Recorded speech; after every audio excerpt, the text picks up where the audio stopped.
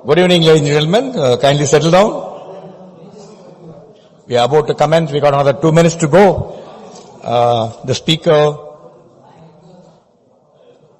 and other dignitaries have already arrived. Before I call upon the speakers for this evening, other dignitaries on stage, let me briefly tell you what's happening in MMA for the next few days, so that if you have missed in your inbox, you don't miss them. And another unique initiative of MMA I want to announce is the mailer has already been sent, publicity has already been done. MMA has started IAS Academy. We have started training people for the Indian Civil Service. One difference between the MMA training and others is at the end of the training of almost a year, we'll be giving a management certificate to them, the diploma in management, so that not everybody clears IAS, IPS, IRS. If you don't clear, at least you have a diploma for MMA. That will really help you out. But notwithstanding, make sure that you come and do the training at MMA. It's a multiple benefits what you get. Is already then put in the website. I also spoke to you last time about the MMA Awards for Managerial Excellence. Please do share your names. We give it under 4 categories: manufacturing, services, education, SMEs. Do share with them. I'm taking 1 or 2 more minutes because it's quite hot outside. People have just walked in, enjoying the light refreshments. I'll give them 2-3 minutes to them. Till then, I'll take that time to tell you what's happening in MMA. On 7th, that is tomorrow, 7th May, we have a talk on challenges, opportunities in cyber resilience infrastructure and financial sector. We got an outstanding panel. Antaraj Verma, IAS Additional Chief Secretary, Mr. Vittal Raj, is the authority on the subject, founder, partner, and is also member of International ISACA organization, worked in USA for some time, and Sagar Srivatwa is a scientist director at CDAT. Then on the Wednesday 15th, this is not to be missed event, and you must come and attend. You will get to know so many things what you're reading in the newspaper. Electoral reforms is bane or boon. You have 3 outstanding people again. Mr. T.S. Krishnamurthy, former Chief Election Commissioner. Trilochan Shastri. Trilochan Shastri is a former Dean of Indian Institute of Management. He's also Chairman of Association of Democratic Reform. He's the one which went to the court and got that electoral bonds called off, and I think he's going to come in and talking to us. And what made him do that? We're also getting an expert constitutional specialist advocate. The name is yet to be finalized. Most of the advocates in May, they're just not available. They're traveling, but still we are trying to get specialists. This is happening on 15th of May. 23rd, we have, as usual, Read and Grow, which we do it exclusive for the MBA students. What got you here won't get you there. It's again a lovely book, and you've got Sangeeta, Saurabh, and Venu will be leading the conversation. Then on Wednesday, 7:30, again we have because on the 5th of June, we're celebrating World Earth Day, because fighting and building resilience is the theme of this year's World Earth Day. We are doing that, and again lined up a very good event for you, because at the end of the day, it's really get to know what is earth means, what that water resilient means. It's good to know that. 7th June, again we have an interesting event, Embrace the Future, the soft science of business transformation. We have again outstanding speakers, R. Sheshai, Chairman of Asian Paints, he's going to be there, along with them, Mr. R. Gopalakrishnan, author, corporate, and he's also former executive director of Hindustan Tata Sons. Then Rich Bhattacharya, author, management consultant, teacher, and is a former senior vice president of Unilever. This is what is happening. We have got events lined up till July, but I thought I'll briefly tell you what's happening next few days. Now the people are walking in. I think now is the time to move in for today's event, and especially viewers watching this program live on all our social media platforms. As usual, if you have any questions, the number flagged on your screen, please send your questions. All the questions will be put up to the distinguished speaker for this evening. They are agreed to respond to all your questions. Only a request is, please address your question relevant to the theme. People who are in the thing, we have got a question slip, the pen, my gentleman to the right. We will hand you over the question slips. You have any questions, please put them in writing, because we normally don't hand over the phone, microphone to the people, because we want to save time and accommodate as many questions as possible. That's the idea. Ladies and gentlemen, we are indeed privileged and blessed to have one of the finest event today at MMA. That is on the discussion of the book authored by one of the finest gentlemen. At least after reading his profile, I'll walk miles to listen to him, because from a common man to reach the top CEO, it's a dream of everybody. That dream never gets fulfilled by everybody unless you have passion, perseverance. And today's, if you listen to the story, especially young people who are watching this, listen to the story, then you know sky is the limit. And as a Air Force officer, I always say, sky is not the limit, but as far as you are concerned, you can really do that. And you got headlines, Memoir of Mr. Media CEO. Ladies and gentlemen, put your hand together to welcome our distinguished chief guest for this evening, Mr. D.D. Purkaista, author, global media leader, and former MD and CEO of ABP Private Limited. Along with him, we also have privilege to have Mr. Dhruv Mukherjee. He's the CEO, present CEO of ABP Private Limited. And also we have Mr. Navneet, CEO of Hindu. May I request the dignitary to please take their place on the dais. We also have Mr. Mali. Mali would like to.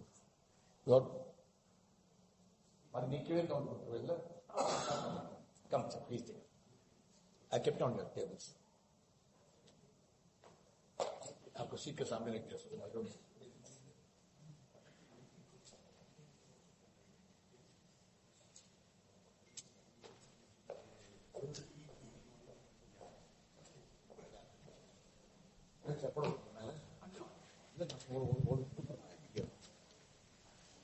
Format of the program, I now request President K. Mahalingam, President of MMA and the former Director of TSM Group of Companies. He doesn't need an introduction, and whatever we achieved so far, including acquiring some beautiful property, which really for future expansion is all done with the help of Mr. Mali. Now I request Mali to please deliver a formal welcome address. Mr. Mali. Good evening, everybody. Should I say warm good evening because it's extra hot outside these days. So maybe a cool good evening would be more appropriate in the context today. A cool good evening to all of you. Navneet just told me it's some 38, feels like 51 now, the temperature. So I think we need a cool welcome to all of you. It's a nice feeling being here today. Particular honor of mine to welcome this evening Mr. D.D. Purkayastha, author of the book Global Media Leader and former MD and CEO of ABP Private Limited. Mr. Dhruv Mukherjee, CEO, ABP Private Limited. And our own Mr. L.V. Navneet, CEO of the Hindu. Before I propose the formal welcome, if we can call it formal, I want to start on a personal note. You know, it's almost a surreal feeling for me to share stage with CEOs of institutions whose publications made a lasting impression on me in my growing up or impressionable years, if you can call that. As born in Chennai, the Hindu was part of your morning ritual, so to say, basically. And as a child, I used to wait for the Hindu outside, and we were living in a joint family, and to grab the sports page of the Hindu. A lot of the English I learnt was from Rajan Bala and Nirmal Shekhar and all those writers of the Hindu. And we learned more vocabulary than Hindu, and it all helped later when we wrote, I prepared for my cat and GRE, etc. It was such a beautiful paper written so well, and they were it was really left a lasting impression. It really has today. And as far as the ABP group is concerned, I studied in Calcutta for 2 years, and there are 2 papers. I don't want to name the second paper, but Telegraph was the cooler paper. It's our generation paper of the 80s at least, with the puzzles and the quizzes and stuff like that, and not as staid and English as the other paper. But it was fun reading it. And more importantly, for us, the Sunday magazine also was inspirational when we were growing up, and the editor of those days MJ Akbar came and spoke at IIM Calcutta to us, and he was quite an inspiration, I should say. And so I'm so proud to be here to share stage with the CEOs of those institutions which have left an indelible mark on me forever. So it's an honor to me to share the stage with you. Now to the more formal part of the welcome. I thought I should share this personal note because it really struck me when I was coming here. I take this opportunity to welcome all the delegates who joined us from this evening, guests and members of the MMA team and all over Tamil Nadu, Pondicherry, guests of other partner organizations, a large number of participants from all over the country. Must say the COVID habit has proved to be really, we started this online thing in COVID thanks to Group Captain Vijay Kumar and his team, and now the good programs get anywhere between 15 to 20,000 views. Correct? Correct. I think the program as Chandrasekhar got almost 30-40,000 views for us. Correct? Yeah. So, for the benefit of a few numbers on MMA, started in 1956, 8,000 members today, 10 chapters, in Tamil Nadu and Pondicherry. And with pride we can say we were the best management station in the country for 14 times in a row till now. Yeah, so much of those applause deserves to Group Captain Vijay Kumar and his team, I can tell you. Really outstanding, And, I'm part of organizations where we try and put together programs, and the effortless ease with which Group Captain gets speakers and gets the relevant audience is simply unbelievable, I can tell you. Simply unbelievable. And I can tell you, Mr. Purkayastha, that for most book launches in the city of Chennai, MMA is the preferred destination, I can tell you. Yeah, because, not only the infrastructure we provide, but the kind of audience we attract, basically. Yeah. We are indeed, talking about the book, we are indeed privileged to host the launch of the book authored by Mr. D.D. Purkayastha and fondly called DDP. I told you I have a friend called DDP who was Devdeep Purkayastha, was my classmate in Calcutta. Is one of the most respected CEOs in the Indian media landscape. I think many would have known he was the first one in the media industry to push the idea of complete work from home even before COVID-19 pandemic hit the world in 2020. Truly a visionary, sir. You can call that in retrospect for sure. You thought ahead of your times, clearly. Maybe foresaw what was coming. So, because he already had a clear plan, he writes in the book that the transition to work from home was a cakewalk when it became an imperative during the pandemic. He writes in the book how industry was facing a huge challenge because people stopped buying newspapers. I remember during COVID, I used to get the newspaper, put it outside in the sun and then read it. Bake it in the sun for a couple of hours. Iron also, yeah. Bake it in the sun or iron it before eating it. We were mindless fears, literally, or panic almost, no? And he narrates how he worked with the WHO and undertook huge promotions and campaigns to spread awareness that newspapers don't spread the virus. I can't believe all this happened actually now. It sounds unreal. With 3 top readers on Navneet, I must share a joke. I keep telling him that, I've met a lot of the Hindu editors and CEOs. He's the most unlikely looking Hindu CEO, I can tell you. He looks too young and cool to be the Hindu CEO in my mind. That's a compliment, Navneet. I would like to take it at face value for the moment, sir. Okay. I also take this opportunity to welcome past presidents of MMA, colleagues from the management committee, members of MMA, distinguished invitees of Mr. Purkayastha, management student members who joined us, MMA and viewers from all over the globe watching this program live on YouTube, Facebook and MMA Live watching. All of you have a nice, cool, great evening. Thank you.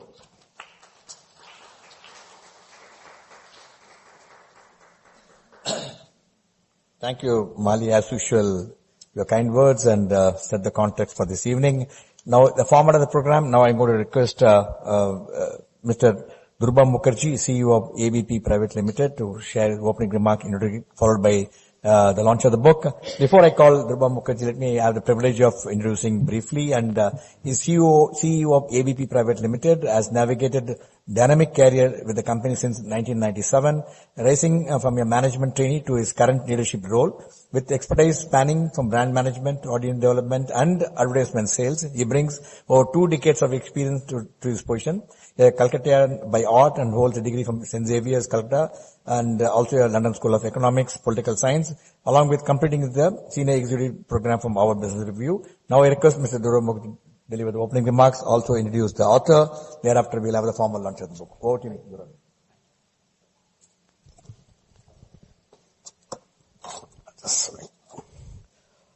Thank you to Captain Vijay Kumar, and thank you, Mr. Mahalingam. That was a very, very warm welcome address. One of the best I have ever heard. So thank you so much. It's an absolute privilege, to be honest, to be standing here in the MMA hall and interacting with all of you.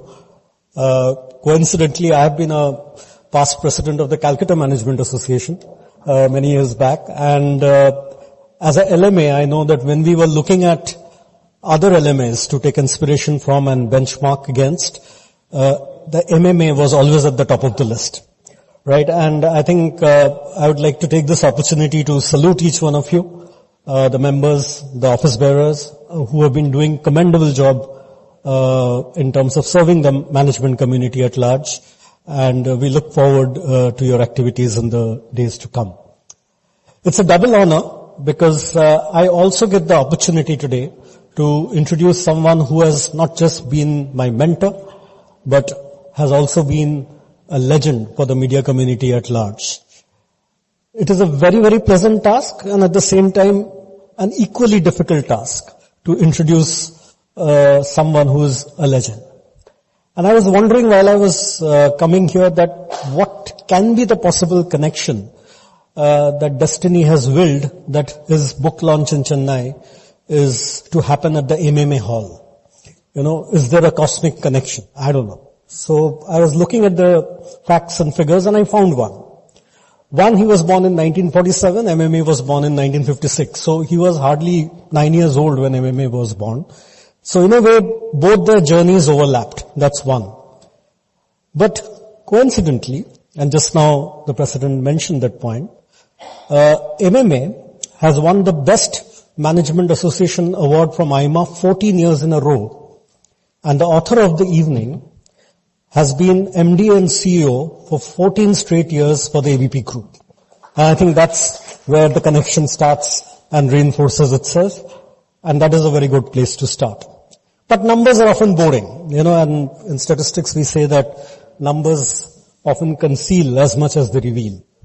So my endeavor here in the introductory comments would be to probably introduce the unknown part of Mr. Prakash, who I will affectionately for today evening refer to as the author for my future introductions. So again, I was thinking that in what way can I link the author's unknown qualities to management, because this is a management association and this hall is of a management association hall.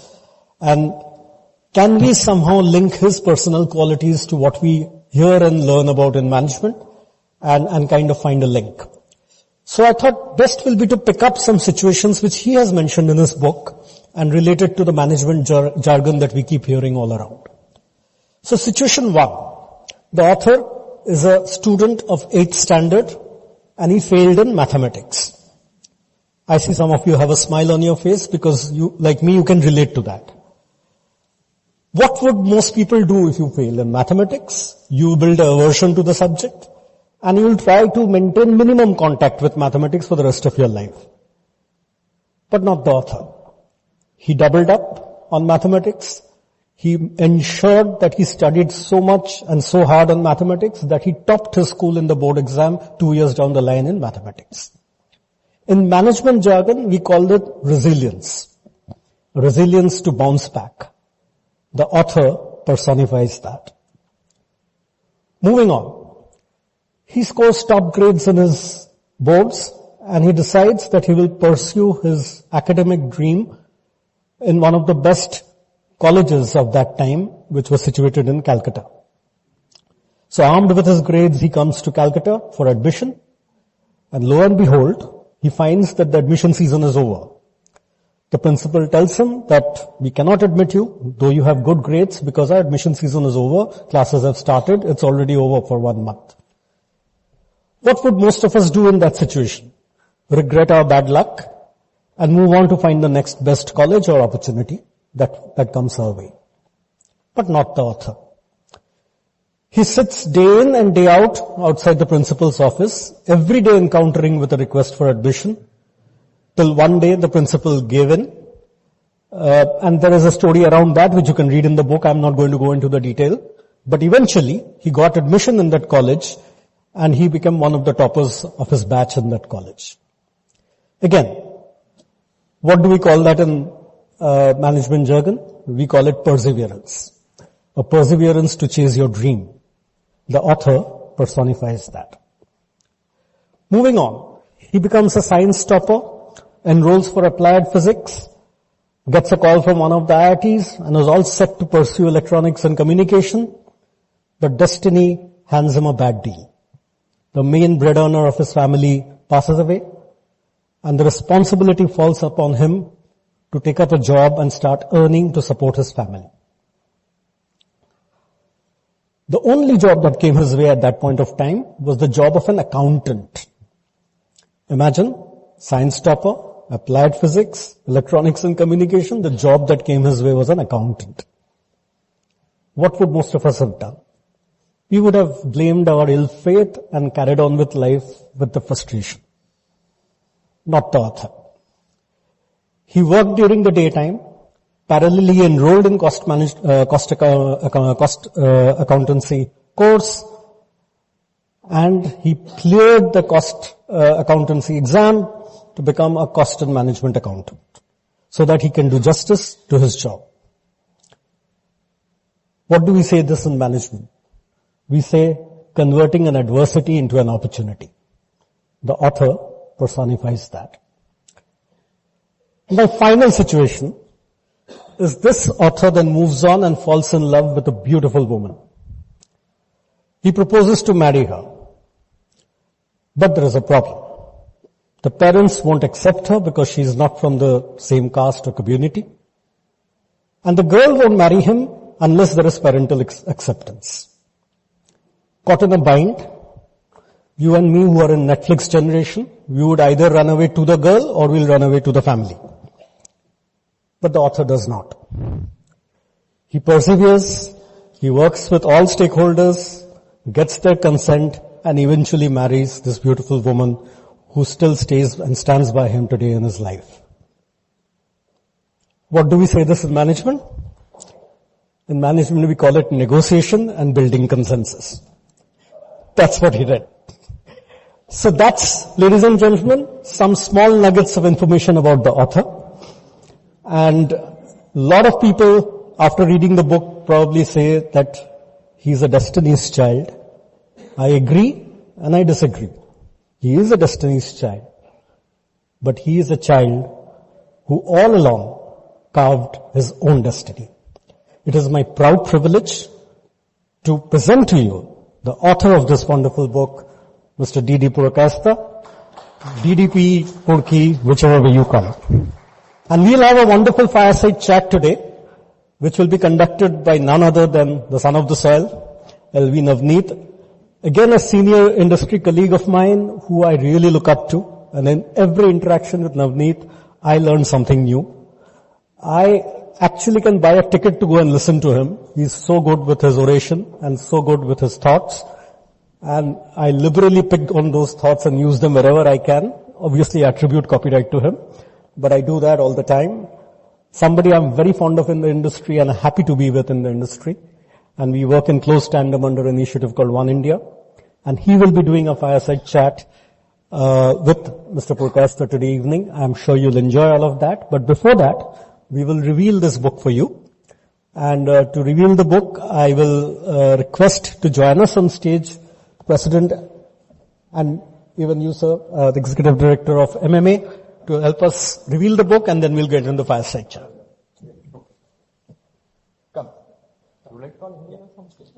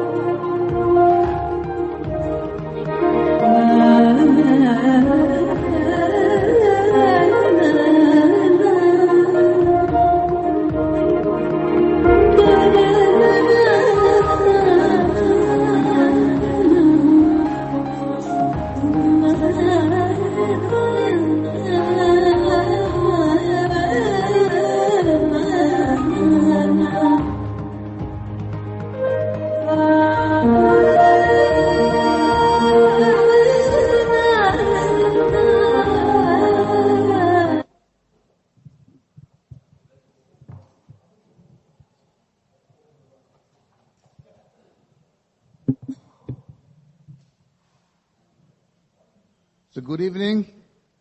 Before we start the conversation, I'd like to thank all of you for everybody who is busy on a working day. You've left your work and come here to attend this book launch on our invitation. Thank you so much. I feel honored because of that. Thank you so much. Thank you, Didi. Thanks for writing this book. I have read this book twice. Once like a reader, because when you work in the newspaper industry, it's very difficult to read a newspaper without looking at the ads. So that's an art you learn. So I learned it once as a reader and once to get insights into what to ask you. So I've got a bunch of questions, so we can keep it casual. We have time till 7:15 for our session. Then we'll have audience questions. So let me start with something Dhruva touched upon. At the age of 15, in 1962, you managed to get admission into St. Xavier's, though you got there late. Take us through this episode and let us know What made a 15-year-old DDP think that perseverance would pay off? I was not even 15, I was almost 14 and a half. I reached Calcutta and my dream was to study physics in either Presidency College or St. Xavier's College of Calcutta. I heard so much about these two colleges from my father. This was my dream. But I was there in Assam, in a distance, obscure town of Assam. I didn't know the timing and all. I arrived in Calcutta quite late. And in my higher secondary exam, I scored very good marks. I got, they used to call letter marks in physics, chemistry, mathematics, meaning more than 80%. I got over 86% marks in all three subjects. I stood first in Tripura State. I studied my higher secondary from Tripura under Calcutta University. So I came to Calcutta with a dream to study. I went to Presidency. They said, sorry, you're late. So I can offer you honors in chemistry. You've got very good academic record, please join us. I said, no, I have come here to study physics. I can't study chemistry. So I refused Presidency College. I went to Xavier's. I still remember this Belgian Jesuit father. I was 6.5 feet tall, thin, with stiff upper lip. And I approached him. He said, sorry. He shrugged his shoulder like this. I'm sorry. You have come late. You're 1 month late. My boy, I can't admit you here. Sir, but I've got good marks. He said, but I can't help it. So I continued. I found this stool outside his room, you see, Vice Principal's room. And I was sitting there for 10 days. Every time he used to come out, he was a long, this thing, the wear, white dress. Come out, I used to tell him while coming in and coming out, sir, father, are you taking me in? I'm sorry. This is the answer. My perseverance was extreme, you see. So I kept on coming every day. In the morning, my job was, I was staying in my uncle's place. I didn't know Calcutta at all. First time we came to Calcutta. Uncle's place, my mother's younger sister used to live in Calcutta. So from there, every morning, my duty was to have my lunch there early and then come to the college. So St. Xavier's College, sit on the stool for the whole day till the college timing is over. And he used to come out 30 times. Every time he used to say, father, I want admission in your college. I've come with this single dream. He said, no, I can't do it. Finally, I thought I kept on doing this. Finally, he broke that stance. He told me, my boy, it is already 1.5 months. You won't be able to keep pace with the other students. If I admit you, you'll fail in the class. I got it as an opportunity. I grabbed the opportunity. I told him, Father, if I am not the top 10 in class, I'll leave my studies and go back to Assam. I'll go back to Assam and leave my studies. He had no answer to that. He said, okay. So I got admission in Xavier's. The first semester exam was after, I think, 1.5 months. Physics honors, about 40 students. I stood second in the class.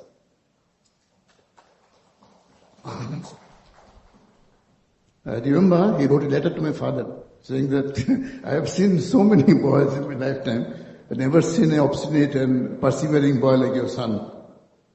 But he is a diligent boy, intelligent boy and diligent. He has really done well. He has started class.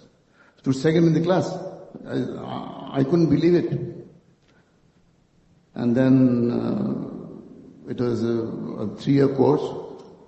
So finished my physics honors with the first class honors from Calcutta University. And those days, there were hardly about 10 students used to get. Today, everybody gets first class. Hardly 10 students got first class from the University of Calcutta. So this is the story of Xavier's. Fantastic. And like the way you have written the book, we won't go in a linear fashion. We'll go up and down. So I'll jump to multiple incidents to and fro. In your book, in one of the pages, you speak about the ABP floor being littered with a stellar constellation of stars, each a genius and also possessed of their own peculiar eccentricities, is what you write. Mali spoke about MJ Akbar being at IIM Calcutta. So could you share with the audience a couple of eccentric geniuses you met during your time at ABP? You can say. Senior people must have heard about C.P. Kuruvilla. C.P. Kuruvilla was our news editor. He was, those days, Murali will remember, he was on those days one of the best news editors of India. A Keralite Christian, C.P. Kuruvilla. And he was always a wry smile on his face. And he didn't believe anything until it passes through his microscope. Very able, capable gentleman. But in the evening, after 8 o'clock, he couldn't leave his alcohol. He kept on drinking in the office. And then by midnight, he was almost fully drunk. So one night, C.P. Kuruvilla, I was there in the office at that time. I was working, I think about 80s. He was standing in the newsroom, long newsroom, and dictating the next day's headline. Stark naked. Kuruvilla was stark naked. So this is the story, one story. So nobody will believe this, but it really happened. Second story is, there are many anecdotes in my book. MJ Akbar, many of you heard about him, MJ Akbar. There was a friendly cricket match happening in a school ground in Calcutta, St. James School. So those days we used to have this friendly match between the editorial and the business side. So MJ Akbar was playing from editorial and some business side, we were all there. And it is a fun game. So we used to play cricket, have biryani and vodka. A lot of drinking used to happen those days. Nowadays, Dhruvo is a teetotaler. All my executive committee members are teetotaler now. Used to drink a lot. I also used to drink a lot. So this umpire from business side, Angshuman Mollik, he is no more now. He is expired. Angshuman Mollik and MJ Akbar was the batsman. Angshuman Mollik is umpire. So both were almost half drunk. By that time, both were half drunk. So the game was going on. Somebody bowled, and Angshuman Mollik says, LBW. MJ Akbar turns. He says, how dare you call MJ Akbar LBW? I won't leave the ground. He says, sorry MJ, umpire is the king. You have to follow umpire's rule here. They won't leave. MJ won't leave, and this guy won't say no, nothing doing. So ultimately we had to go and cajole Murali. Cajole MJ. Please, cricket rule is that you know cricket better than anybody else. Whatever umpire says, you have to abide by. So he was very angry, and then ultimately he came out. So this is the other story. There are many other stories like that. No, obviously your love for the city of Calcutta shows through in that book. So I have a question about Calcutta later, but may I request you to read a paragraph you write about Calcutta on page 23. Page 23, yeah. Want to read me out? Yeah.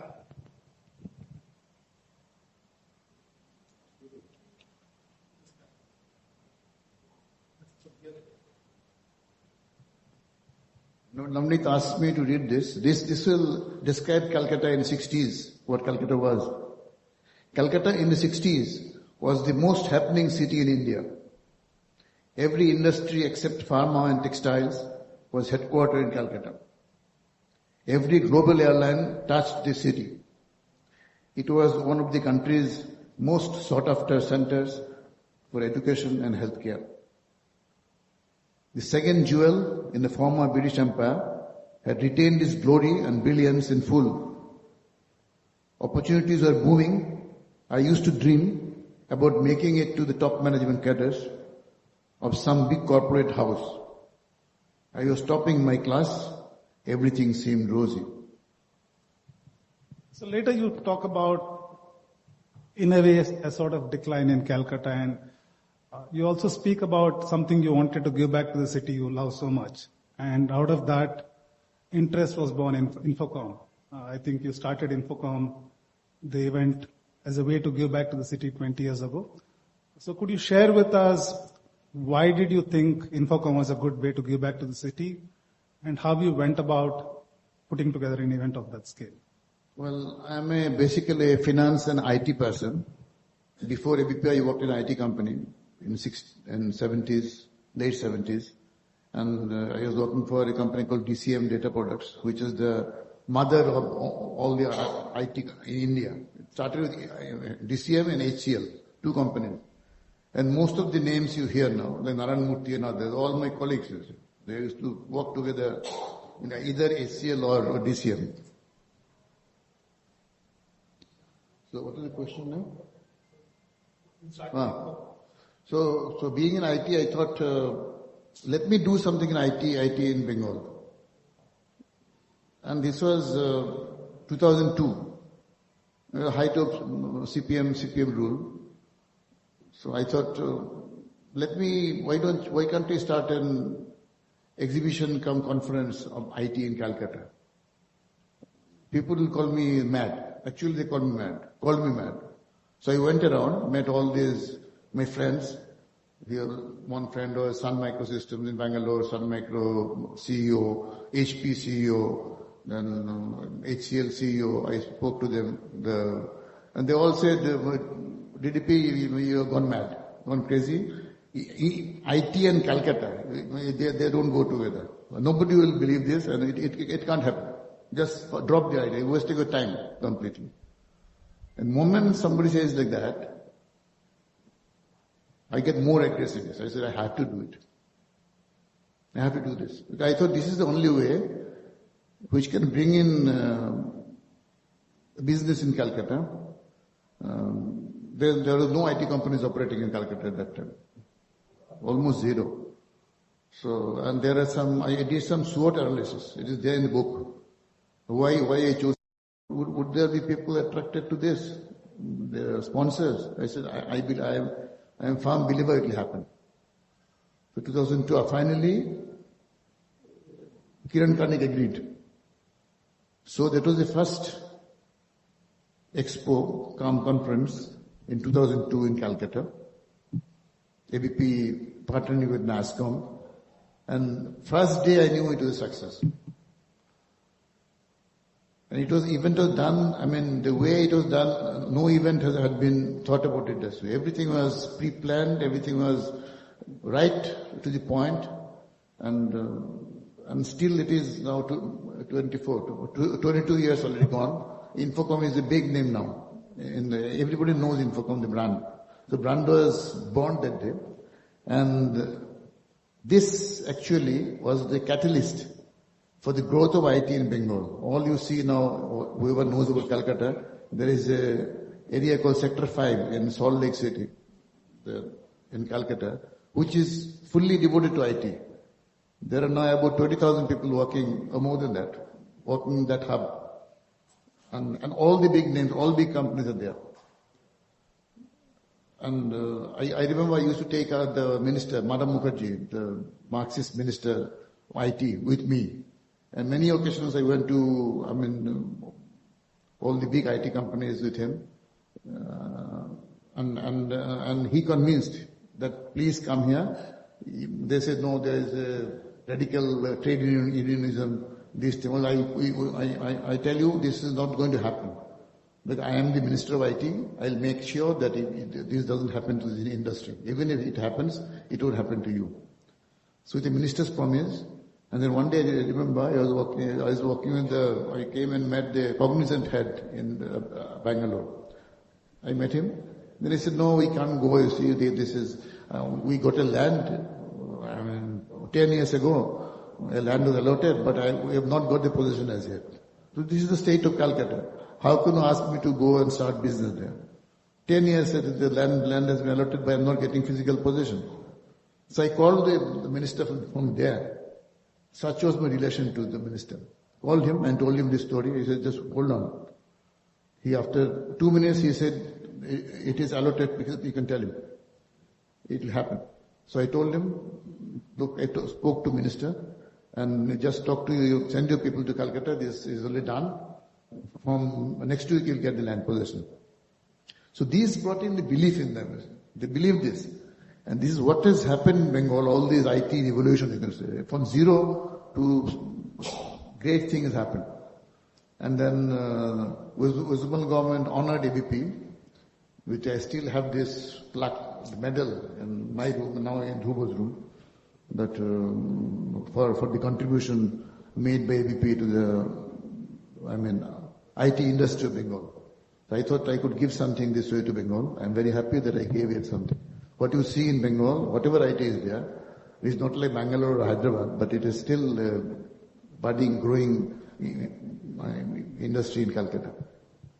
No, I must tell you, last year at Infocom, our CTO had gone to speak there, and he said it's an outstanding event, and that has inspired us to put together a technology event on our own, which we will do this year. On a lighter note, are you still fully involved, or do you let Dhruva run the Infocom? No.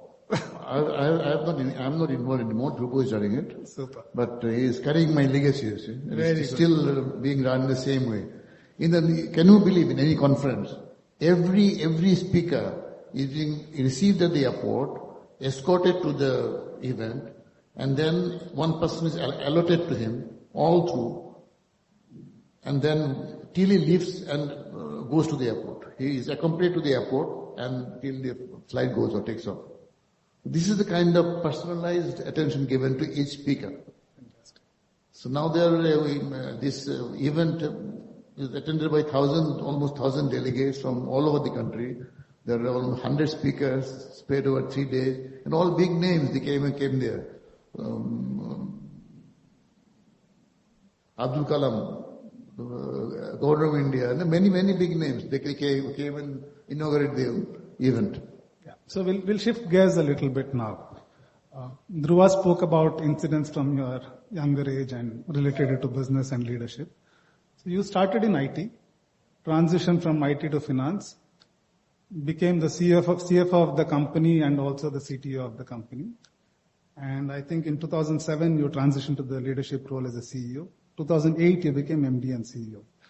So quite a journey, and very few CEOs have.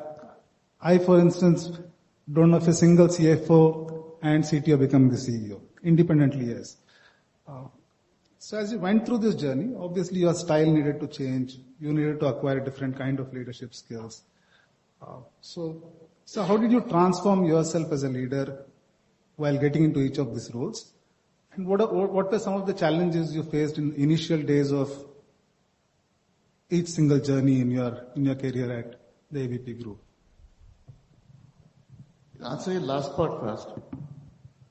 The one incident, people say that leaders are born, not made. I don't believe in that because my life doesn't say so. I have made myself what I am. So this was, I don't remember the year. I was the head of finance and IT. IT was tagged with me all through. I was vice president finance and IT. And I was sitting in the corner room, and so there was a program arranged by London School of Business, and the venue was ISB Hyderabad. But it was a 7-day program. LSB people flew in from London. This was a 360-degree feedback program. So all the attendees will be taking a 360-degree feedback from their bosses, subordinates and peers. And based on that, the whole program was planned accordingly. So on the penultimate day, the whole thing was, envelope would be opened and you'll be told clearly what people feel about you. So I remember before me, there was a gentleman from Kirloskar. He was the, I think, head of production of Kirloskar, whole of Kirloskar. So he thought he is very popular. He is very, friendly with people friendly person. And the report that came out, feedback was just the opposite. Because these people in the factories, they say, yes, he is a loving boss. He knows our family, our everything, our need, everything. He comes and chats with us, spends hours, have a coffee with us. But problem is, he doesn't convey our problems and our pains to the higher management. Everything ends with him. And he has got limited power. Beyond that, he can't do anything. He never goes up. And this was such a shock to him. I remember I was hardly maybe 35 year old boy at that time. And this gentleman was about almost touching 60. He spent his whole life. He was just crying. He sat down and he was crying. My God, my whole life I believed what I am, but I am not. It's just the reverse. People don't like me. That is eye-opener. Then next day my assessment came. It said that DDP is a very, very good, strong man in finance. He has got every numbers in his fingertips. He is a problem solver. And we have never had any problem in finance or IT. He's a great IT person. The problem with him is, he sits in his room and people are scared of him. They don't dare to go to his room. And whatever you argue, he will give a reverse argument and you have to follow whatever he says. So he doesn't like people don't like him. And he doesn't mix with people. Simple.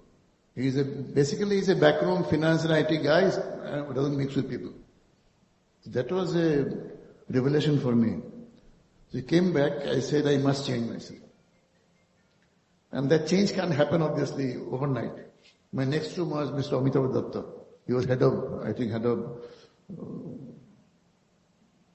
advertisement at that time, or head of telegraph. I think SPU head of telegraph. So from next week onwards, I used to go to Amitabh's room or CB Sen's room, all the big bosses. I started, and it must be, I can't be conspicuous. People will think what happened to DDP. Suddenly he started having chat, having coffee with us. So gradually it happened, and I corrected myself. So this I'm giving the example. The leader can change himself, make himself a leader. Today, I don't think anybody, even my biggest enemy, can say the DDP is not a people's man. I am the most connected CEO in India and globally. Everybody in the industry knows me by first name.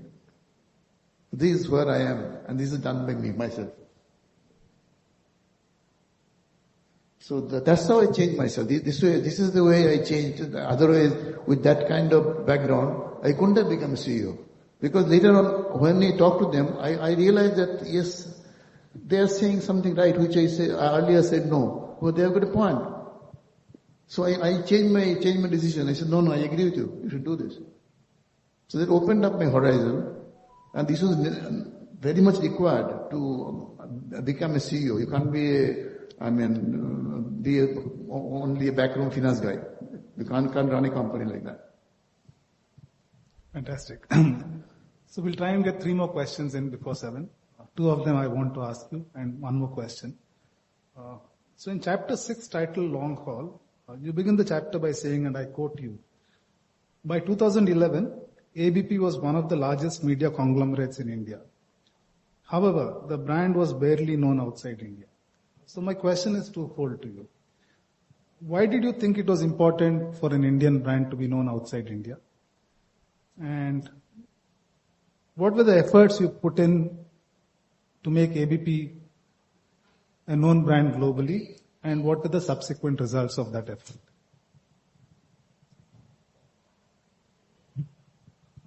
First of all, after becoming a well-known brand in India, I always set a higher goal. Next goalpost is obviously the world. And if the world is conquered, next goalpost will be somewhere in the universe. So obviously, it was obvious. After making ABP a national brand, I wanted to make it a well-known global brand too. That was the reason for going to the world. And how did I do it? This cannot be done alone. So gradually I became members of WANIFRA and INMA, 2 large bodies, large newspaper association of the world.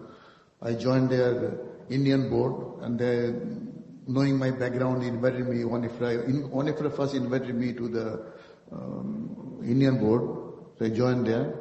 And then they saw my work and saw my capabilities, and they invited me to join the global board.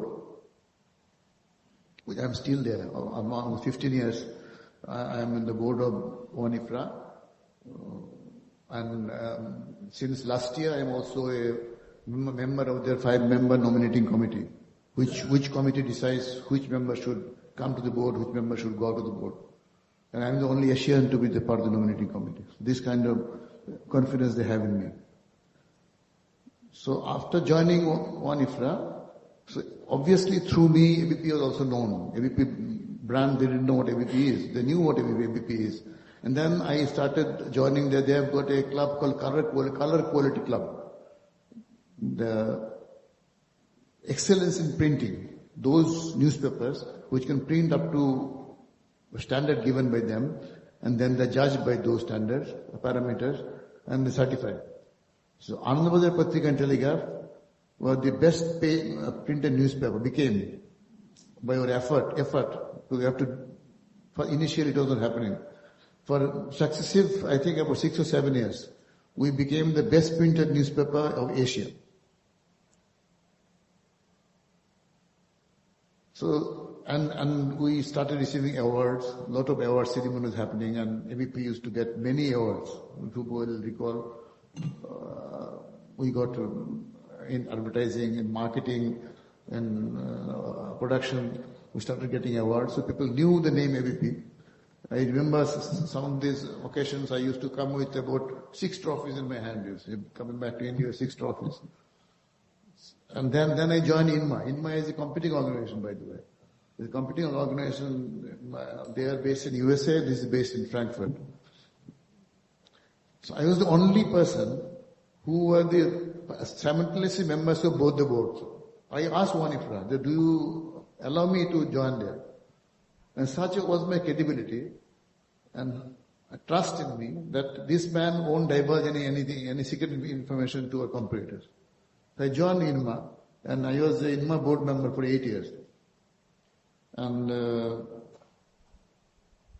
also not only ABP, I also helped them, I gave them some very good advice. One was Onifra, I remember, there was a board was about 70-member board. And when the board meeting happens, we could never come to a conclusion. We used to debate and debate. Somebody says something, everybody is saying a person, somebody says something else. I said, look, it will take you nowhere. You must have a board which can be not more than 12 people. Maximum 12 people. So this was implemented. And now Onifra has a board called Executive Board, which is about 10 members now. So these 10 members take all these strategic decisions and then passed on to the supervisory board for their approval. This happened on my suggestion.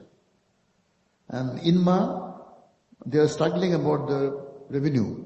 I said, this 3-day event happens every year, Congress. Why can't you have a study tour?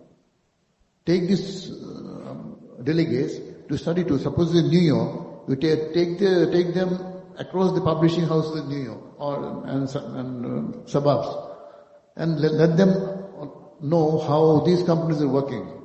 Share the best practices. And this was a super hit. Even today, the maximum earning comes from study tours. And then Onifra followed that. They are also doing that. So every year during Congress, it is preceded or after the event. They have a study tour for about 2-3 days and visit all the big media organizations. Fantastic. We'll rewind back to a few years. Again, Dhruva touched upon your dating days. I don't have a question, but I know that one Mr. Kabir witnessed your wedding. So I'd like you to read 3 paragraphs from page 25. I don't have questions, but I would like you to read this. This is very interesting. It was my courting days with my wife. I courted for 6 years and then married her. The young girls are laughing there. So, This one? It was also such a time in my life that I met a girl called Kamala.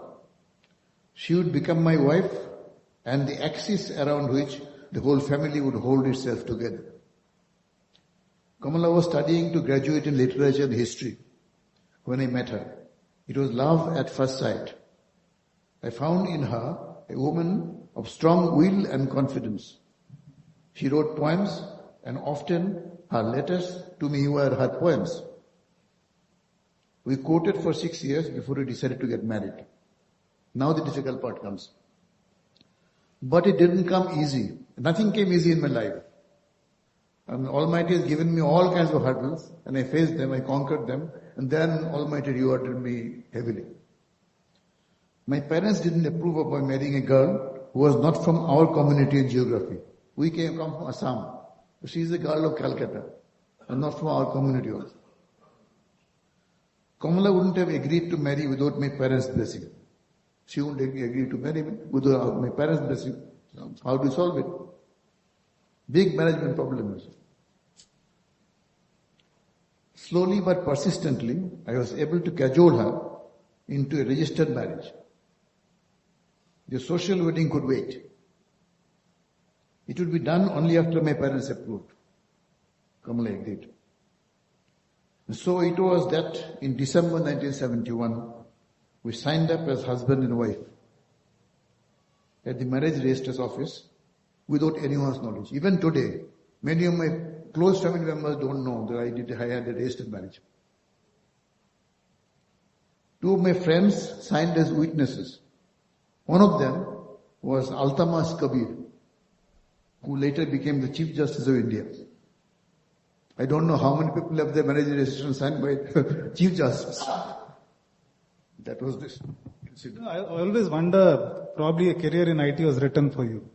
Because if your many close friends didn't know about your marriage, you probably went into incognito mode before browsers were created. Yeah, that's right. So my final question, I see there are a lot of audience questions, we should take them. My final question before we get into audience questions is, I want to go back to the very beginning of the book, which is the first page of the book.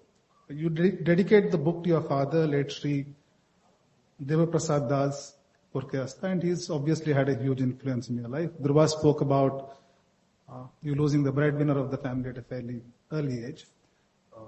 But that I would leave readers to find out from reading the book. My question is both personal and philosophical.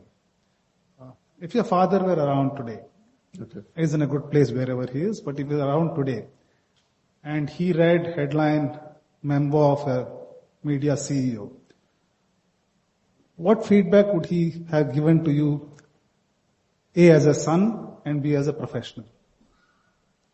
As a father, he would have said, I am proud of you, made me proud. He would say that. As a professional, he would say, don't get swayed away by the limelight on you. The moment you do that, that's the end of you. And be honest and stick to the integrity. He was an honest man. I give you an episode, what happened. He started his career, he has a master's in English. He started his career in United Bank of India as a branch manager in a place in Assam called Jorhat in Assam. So a lot of tea gardens were there, the Marwari owners. So one day one Marwari owner came and said, please approve this loan. He was a branch manager. He said, I'm sorry, I can't approve this loan because this is beyond the norms of the bank. He said, okay, I'll see how it gets approved. So he had a lot of connections. So he met the chairman of the bank called B.K. Datta, founder, chairman of UBI. He's become PNB now. The merged with Punjab National Bank now. It is called UBI, United Bank of India. And one day my father says, he was sitting in office, B.K. Datta, chairman flies down to Assam, the small town of Assam. B.K. Datta with this gentleman. He said, Mr. Purkayastha, I'm told that you have not signed this proposal for the loan. He said, no, sir. This violates the norms of the bank. How can I do that? No, but you have to sign it. Well, then you better sign it. If you as the chairman sign, I'll countersign it. He said, no, I can't sign it. You better sign it. He said, okay, since you're threatening me to sign, this is my resolution letter. Please take it and leave it. This is the kind of person he was. Obviously, he would say that stick to honesty and integrity.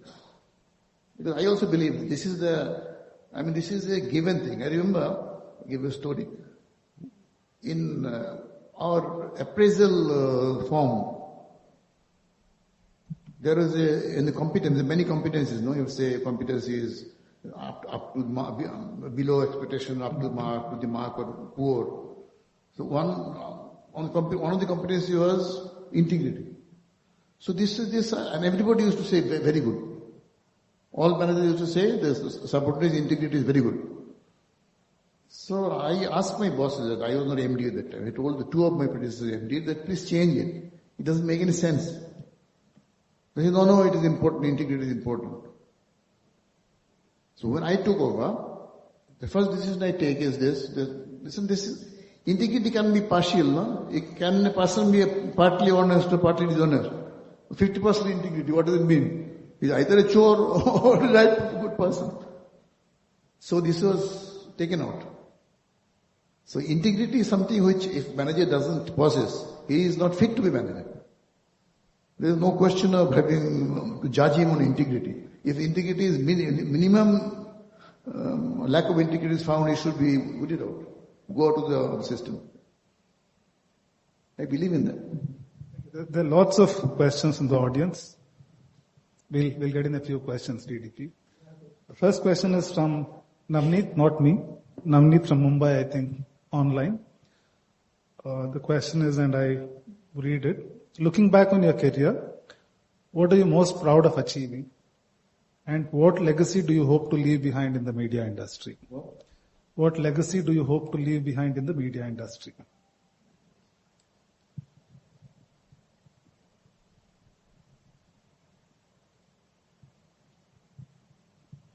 I think many things I'm proud of achieving. One is my most difficult year of my life was post-COVID year. I was supposed to retire in 2020 April.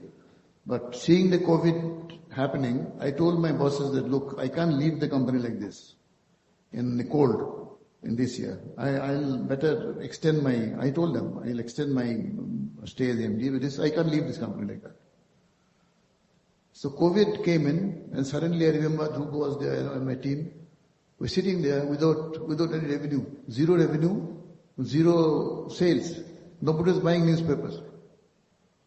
And cost was full. We have to pay everybody the salary. And whatever newsprint we buy, we have to pay for those. And so there's no, what should the CEO do at that moment? It's completely bleak. I remember I took about 7 decisions. And these were implemented within 2 months, 2 or 3 months. All those were implemented. And one of them was, I'll give you 1 or 2. One was, we'll work from home completely. And by the way, 2019 September, all people didn't know about COVID, didn't know about WFH.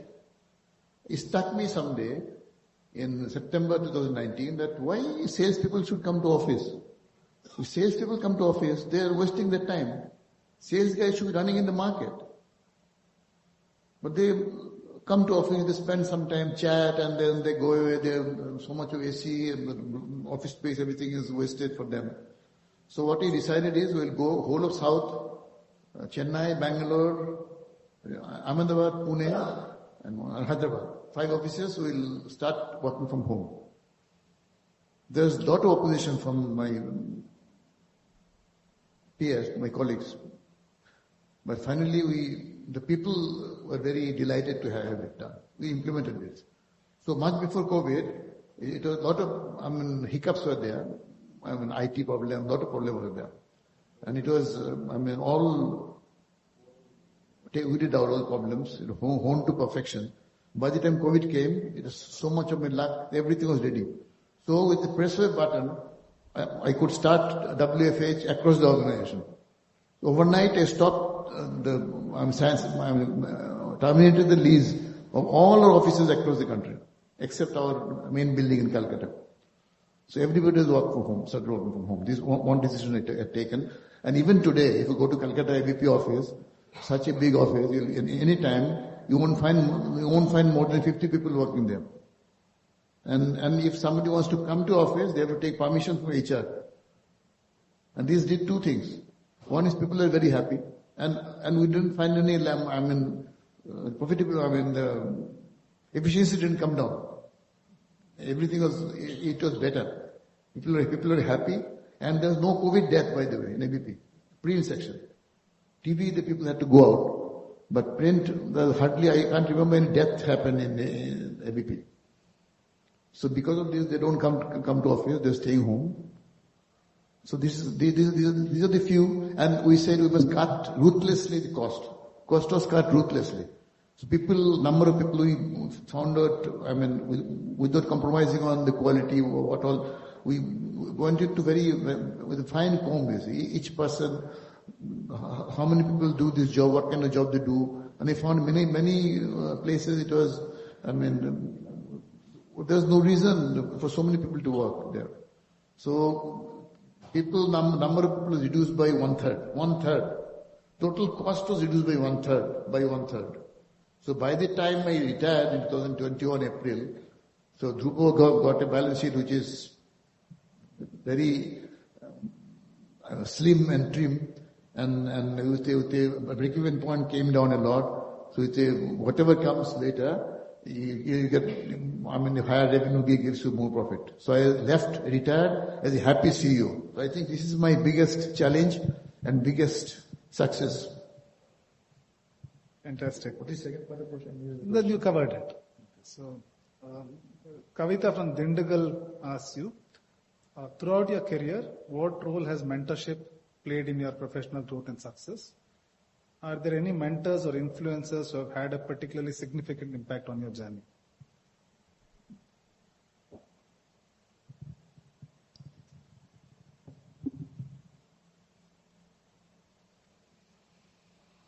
My biggest mentor was my father. My growing days, till I was studying in class 10, he was with me, and in the book I've written about him. He instilled the faith in Almighty. He instilled that a person can't be dishonest, and so many things, so many qualities of life. I learned from him. So he's my biggest mentor. So when he expired in 73, it was really, traumatic. It was really traumatic for me. And during my professional days, I can't name a single person as a mentor. I would say in my board, we had a very strong board. ABP board was, people will be jealous of this board. Dr. Ashok Ganguly, the ex-Unilever chairman, was our chairman. R. Gopal Krishnan of Tata's was in the board. Dr. Bimal Jalan, ex-RBI governor, was in the board. Ranjit Pandit, head of McKinsey, country head of India, was in a board. This kind of stellar board it was. So I learned a lot from them. They individually mentored me. If I made a mistake, I said, no, you should do it this way. So these I would say, these people. And many more. Even a mentor can be a young boy. I could learn, even today I'm learning from my young colleagues. But I think it would be useful for younger people who are just starting out in their careers to try and figure out how do you identify mentors? Any advice on how do you look out for mentors when you're starting your career? It is very important question. Very important question. A mentor, same thing applies to guru. If you take, become a shishya, difficult for guru to find the right shishya and shishya to find the right guru. Similarly, also to, judge him, the mentor. Mentor will judge you, obviously. You will judge him whether he is the right person. Sometimes people say many big words, and they carry no meaning. So you must judge him by various parameters, whether he is the right person to mentor you or not. question from Saujanya. Actually, Swami Vivekananda has written about this, a chapter in his book, that about Guru and Shishya. The better Guru is the via media to the God. So you must be very careful choosing a Guru. Yeah. So Saujanya asks, what would your advice be to somebody who's starting a career in media? Who's starting a career in media? Saujanya is a manager. So unlikely she is starting a career, but fairly young in her career, I would assume. Well, career in media meaning a journalism or business? What was the question? Media industry. Business. In business. Well, there is no, difference between any other industry and media. As a business, the rule is same.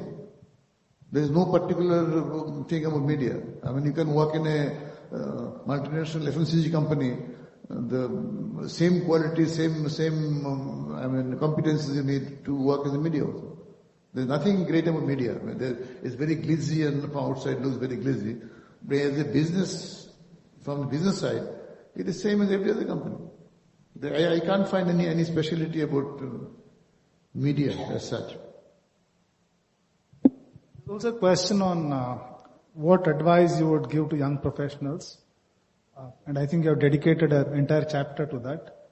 So you could either share 2-3 inputs from there or read 2-3 points from that chapter. The advice I give to whom? Advice to aspiring young professionals, CEOs of tomorrow. One is, I would say, vision, determination and resilience. 3 things are very important. Must have the right vision, and from is my life's learning. Determination to do this, and resilience. You'll find hurdles, you'll be swayed away, and then you have to come back. It's like riding a raft in Himalayas. You must have seen the raft turns down, falls, come back again, rides it and goes on. This will happen. So these 3 things are very important. So first of all, to be more clear, you must set a very high target which is achievable. You can't set a target that tomorrow you want to go to moon. That is impossible, can't happen. But you should set a target which is very difficult to achieve. Normally it is difficult. You say, no, it is not possible. So set a target like that and then start believing in that. Just setting the target is nothing. If you don't believe in that from your heart, it doesn't have any meaning. So set target, believe in it, and rest is your effort, hard work and determination and resilience. I think it's simple. If that is followed, anybody, if I can come from a remote town where even till class 8, there was no power in this town. I used to study in kerosene lanterns in the evening. So from that place to here, I've reached. So anybody can reach anywhere if they have these qualities. So these are the 3 qualities, 3 things you must keep in mind. This is my advice to young professionals. And today also I must mention this. I find they're very, fleeting people. They come to a company, work for 2 years and go away after 2 years. They think this way their career path will grow. Actually, you're not doing harm to the company, to harm to yourself. Because unless you face the challenges, in 2 years, you may have not succeeded. You have not done well. And instead of facing the challenge, you have fled away from there and gone to another company to start a senior role. And then after 2 years, 3 years, you do fly from there somewhere else. So you don't learn by the process anything unless you fail. In my life, I failed more than I succeeded. It's not written in the book. Then I have to write a book on failure. Actually, believe me, I failed more. Unless you fail more, you can't succeed. So these young generation, my advice is to stop doing these practices. At least work for at least 5 years in a company. But within 2 years, you don't understand anything about the company. Work for 5 years at least, then move. I'm not saying that you should work like me, spending 42 years in a company. I'm not saying that, but spend at least 5 years. Prove yourself in the company and then move. And while you move, you should move with a flying color. Yes, everybody will say he has done at least this good job he has done. He or she has done. Captain, do we have time for one question? Okay. So Preeti from Coimbatore asks, how do you navigate the balance between upholding journalistic integrity and meeting commercial demands within a media organization? How to navigate the balance between upholding journalistic integrity and meeting commercial demands within the media organization. This is for Hindu and ABP is very applicable. I have faced this problem during my whole lifetime. I'll give you an example. I won't name the company, it's a multinational company. They sell milk-based product. I won't name them. I was meeting the CMO of the company in Delhi, and he was telling me, you know DDP, Bengal is a milk deficient state. Oh yes, I know that. Then why can't you, in your editorial, why can't you write about serialized 5 articles on deficiency of milk deficiency and how to overcome that? It should be editorially written, and then we'll give me a big carrot about 6 or 7 crores advertisement from the company. So I argued, but ultimately I had to follow him. I said, good. I thought maybe it is a good idea. It is a Bengal milk deficient state. So I thought, I took the idea. I came and met our chief editor, Mr. Abhik Sarkar. I met him, I went to him, and I told him that there's a good idea from this advertiser. That, do you agree with me? Is it Bengal is milk deficient? Yes, of course. I know. I said, then this is the proposal. Can you write some editorial on this? Not editorial, but journal in a column in newspaper. So articles about the malnutrition, so serialized about 5 articles and how to come over that. And then what happened? Then we'll get about 7 crores advertising. Look, Purkasta. If you ask me, there are 10 most important points which I can write about Bengal. Malnutrition is one of them. Maybe comes at 4th or 3rd. Yes, it is true. But since advertiser asking to pay money for this goes down to 10 now. So I am not going to write anything on this. So this is ABP. So I have worked in these organizations so many years. And I managed to, walk the tightrope. Obviously from commercial side, you want them to write something editorially and we get advertisement. It doesn't happen. So some cases succeeded. One of this is, we started doing first time in India. The first time in India we started doing a page called Pata Bahar, means beautiful page. Pata Bahar is actually the beginning of branded content in India.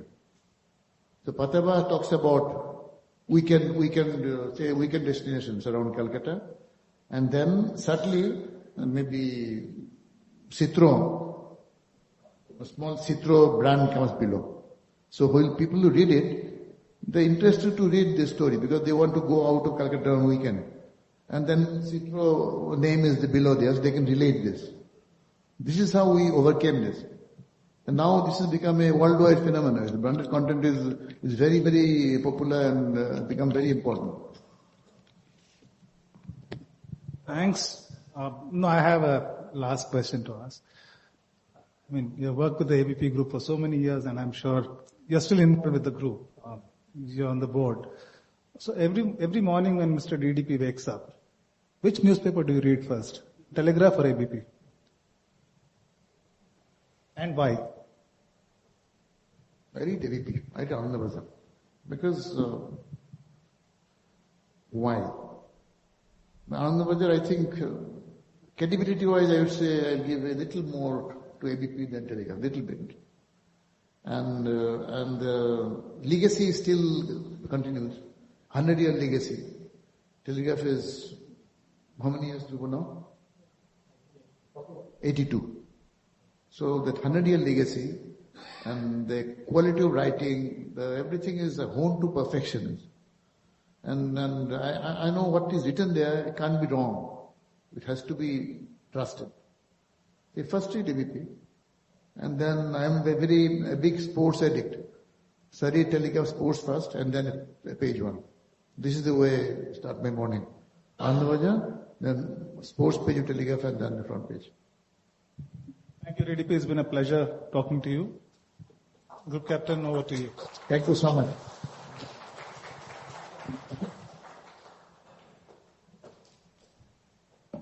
Thank you so much, sir. I think we can carry on. So fascinating, interesting, and inspiring. I'm quite sure we have over 700 viewers watching it online. Thank you for so many questions what you have sent. But I think when buy the book, the answers to most of your questions are available in the book. And also the book is available duly autographed by the author. If you would like to buy them, and you'll be delighted to read them. Big thanks to Navneet for excellent leading the conversation. Mr. Prakash, may I request you also to come onto the stage, sir. Mr. Dhruva will do honor of presenting a memento from MMA. And ladies and gentlemen, maybe a big round of applause to Mr. Prakash for setting the context and making it an interesting evening. And we are indeed privileged for choosing MMA to come and do the honor of launching his book. Now I request President MMA to please step forward, do the honor of presenting the memento to all the three things. What we do is we give you more books so that you can keep reading them.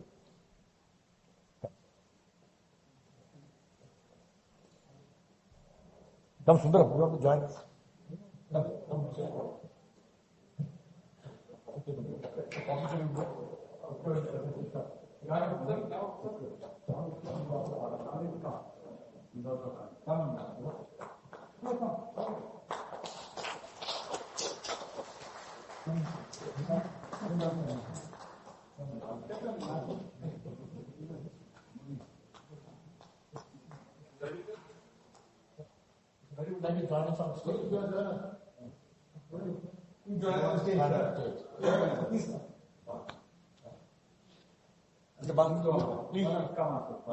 Please come on the stage. Yes, please. Come.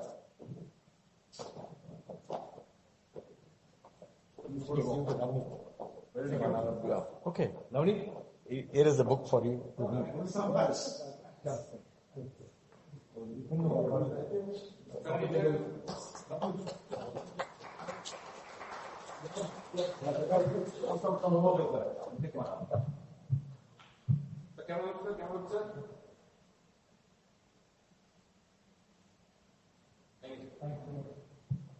Thank you, ladies and gentlemen. Till we meet again, bye-bye, good night. And the book is available. You can buy them. And otherwise, we'll see you tomorrow evening, another program of MMA. Thanks to all the invitees who have joined us. In the meanwhile, we also have Director of Communication of SRM University who would like to present a bouquet of flowers. Come. Need a photo? Yes. Come. Thank you, sir. You know it. Go back and forth and up and down.